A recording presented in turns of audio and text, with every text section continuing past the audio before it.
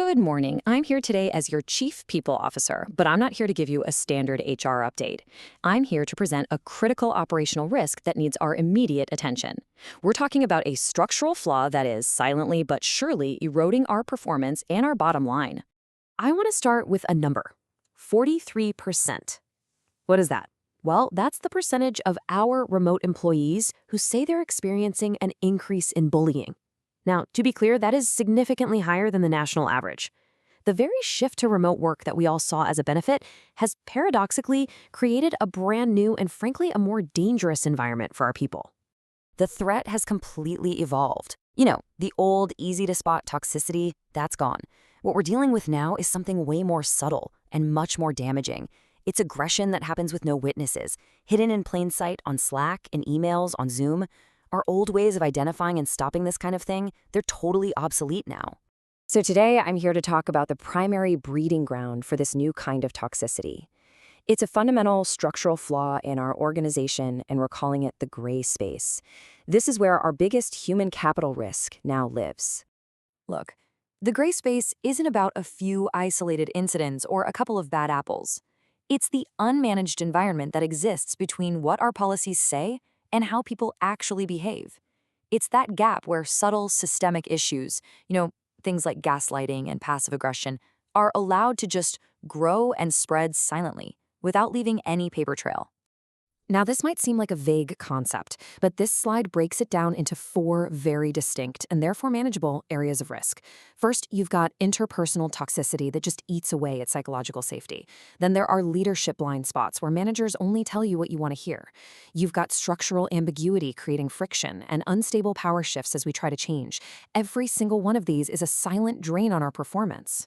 Okay, so let's dig into how our current systems are not only failing to even see this threat, but in a lot of cases are actively hiding it from us. This, right here, is the core of our vulnerability. And here's the crucial point. We absolutely cannot rely on the traditional chain of command to get an accurate picture of our company's health. You know how it is. Managers are often incentivized to manage up, to present a sugar-coated version of reality. And that means by the time information gets to this room, the most critical issues have been completely filtered out. This comparison just lays it all out. It highlights the core disconnect we're facing. We're trying to run the company based on the left column, our white space. That's the official handbook, the formal procedures. But the real operational risks, the behaviors that are driving turnover and absolutely killing innovation, they're all festering over there in the right column, in the undocumented, unmanaged gray space.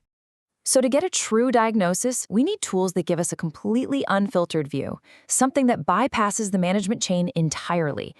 Think of it like an organizational MRI.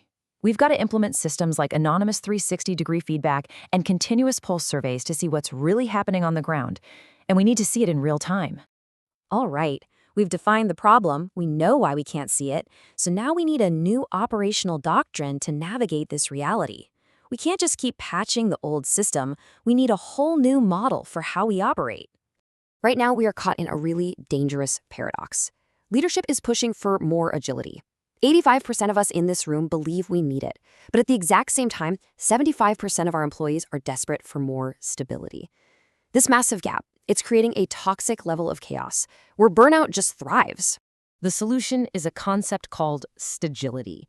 And no, it isn't about choosing between speed and stability. It's about deliberately building an environment where they can both coexist. We provide stability through really clear, predictable rituals, and that creates the psychological safety our teams need to actually be agile and innovative without burning out. We have to anchor them so they can adapt. Now, let's pivot to the money. Let's talk about the financial implications.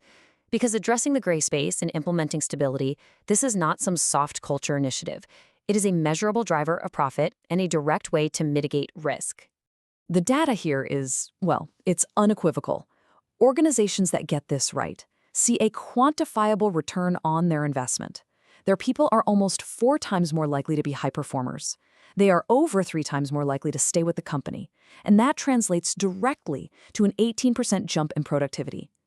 These are not small numbers.